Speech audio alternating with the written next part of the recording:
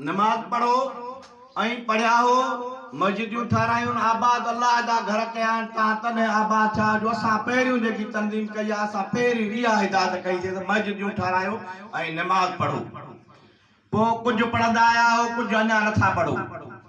हाणे पहिरियों नमाज ते मां अॼु तव्हां चङनि मुड़ुसनि खे इहा ताक़ीद कयां थो त 5 वक़्त मस्जिद में बाग अचे घर घर वञी पंहिंजे मस्जिद में नमाज पढ़नि। हाणे इन शइ जी रिआयत न थींदी उन खां पोइ असां उनजे मथां जुर्म बि रखंदासीं ऐं अल्लाह जे घर में हा नाहे ॿाहिरि वियो बीमार आहे कंहिं मजबूरीअ में नमाज़ न पढ़ी सघो आहे ॿी शइ आहे। पर जॾहिं बाग अचे त बाजमायत नमाज़ मस्जिद में पहुची वञो सभु ॻोठ वारा जंहिंजी ॻोठनि में मस्जिदियूं आहिनि। पहिरीं शइ इन ते तव्हांखे अमल करणु खपे। अॼु खां पोइ अॻु में नमाज़ुनि जो चवंदा रहिया पर अहिड़ो सख़्ती सां न चयो आहे। पर असां तव्हांखे हाणे सख़्तीअ सां चऊं था त पहिरियों असांजो अमल इन ते कयो। जे अमल नथा कयो पुलिस खां बि टिजो था वॾेरे खां बि टिजो था मूंखां बि टिजो था यार वॾेरो आहे सरदार मथां काड़जी वञे मथां रुसी वञे मथां असांखे बदिराए पर अलाह नथा टिजो त अलाह नाराज़ थी पए माण्हू आहे असांखे जेको आहे क़बर में वञिणो आहे उतां जा अज़ाब घणा आहिनि ऐं असांखे नमाज़ जो ॾसे थो छा ॿिनि सजदनि में थींदो 10 मिंट तव्हां न खणंदा पाकाई बि कंदव वज़ू बि। पहिरियों इन ते अमल कयो ऐं इहो वाइदो कयो त नमाज़ खे अॼु खां शुरू थी वियासीं। हाणे मां कंहिं प्रोग्राम में हुजां जेकी मुंहिंजी बिरादर आहे मां ॿिया दोस्त ॻोल्हा पर जॾहिं मां नमाज़ ते उथां त मां इहो न ॾिसां त फलाणो गुसाए थो टीरो गुसाए जेको गुसायो जाए उन खे उन वक़्तु ई उन खे वठी कमरे में 2 कलाक वाड़े छॾींदासीं। उन लाइ चाहे नाराज़ थी वञे चाहे राज़ी रहे हुनजी मर्ज़ी आहे वठी ख़बर खां 2 कलाक कमरे में वाड़े छॾींदा पखो बंदि करे हुनखे वाड़े छॾींदासीं। जे बची वियो त कढंदासीं त ॿियो हलियो त भली अलाह खे अॻिते हलणो आहे। पहिरियों असांजो इन शइ ते तव्हांखे ध्यानु छिकिणो आहे। हाणे अचूं एको ॿधीअ ते तव्हांजी एको ॿधी उहा असां हलाईसीं ऐं तव्हां सभिनी खे शाबाश आहे। अलाए मजबूरी हव अलाए अहिड़ी मूंसां मोहबत हव अलाए तकलीफ़ूं ॾिसी तव्हां एक ई ॿधीअ खे मज़बूत कयो मूंसां हिकु थी बीह रहियो। मां उहो तव्हांजो शुक्रगुज़ार आहियां ऐं मां बि तव्हां सां बहितरीन हलियो आहियां ऐं तव्हां बि मूंखे लबेक चई आहे।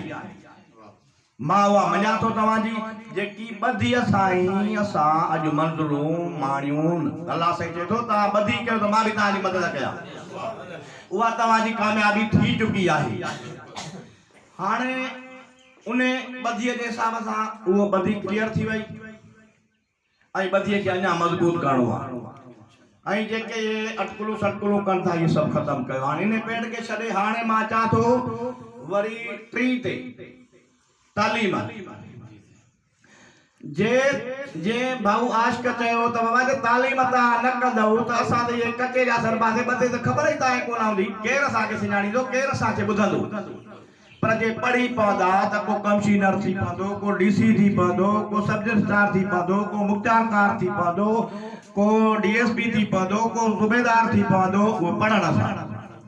जे हाणे हेॾियूं मंज़िलूं बि आंदियूं अॼु तव्हां पंहिंजे औलाद खे पढ़ायो ऐं उन ते बि तव्हां ॾिसो असांजे ॿधीअ खां पोइ पढ़ायूं न हूंदियूं जेके स्कूल सभिनी जे ॻोठनि में मंज़ूर थियल अथव पर वॾेरा न उहे गैराबाद कराए छॾिया हुयो। ईअं असांजे आए खां पोइ इहे तंज़ीम साजियो ते ड्रिज ख़तमु थी वियो। हाणे असां वटि माशाअल्लाह सुठी पढ़ाई बि हले थी पर अञा बेगुंदराई आहे। उहा बेगुंदराई असां इहा शइ पहिरियों कयूं था त उनजो पीउ माउ ॿार ॻाल्हाइण ऐं अल्फ बे चवण जहिड़ो थिए त उहो उनखे क़ुर पाक बि पढ़ाए ऐं सिंधी बि पढ़ाए। जे उहो नथो पढ़ाए त उन जे लाइ एक्शन हूंदो। कहिड़ो एक्शन हूंदो त मां वॾो उन लाइ इहो हुकुम ॾींदुसि त बाबा इन सां हाणे तव्हां उथण वेहण सन बंदि करे छॾियो। अञा न सुधरियो त हुनखे सफ़ा सां तड़ाईंदासीं जो क़ुर बि न पढ़ाए तालीम बि न जहाल पढ़े वञे।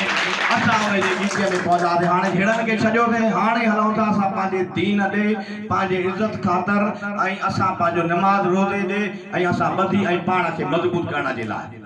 हाणे सख़्तीअ वारा फ़ैसिला इन जे करे असां कयूं था त इन ते अमल कयो। हर को पंहिंजे घर में ॿार आहिनि, नंढड़ो कमु त कोन थो करे न, कोडर त कोन आणी ॾींदुसि नी। 5 सालनि में ॿारनि जी उमिरि छो था विञाए? 4 सालनि खां पोइ ॿारु पढ़ंदो, 15 सालनि खां पोइ कमु जहिड़ो थो थिए। पर सुबुह साजो सां पढ़ण हलियो वेंदो, 12 खां पोइ वरी माल बि चारे ईंदो, हुनजो मंझंदि जो गाह बि करे ईंदो, वरी शाम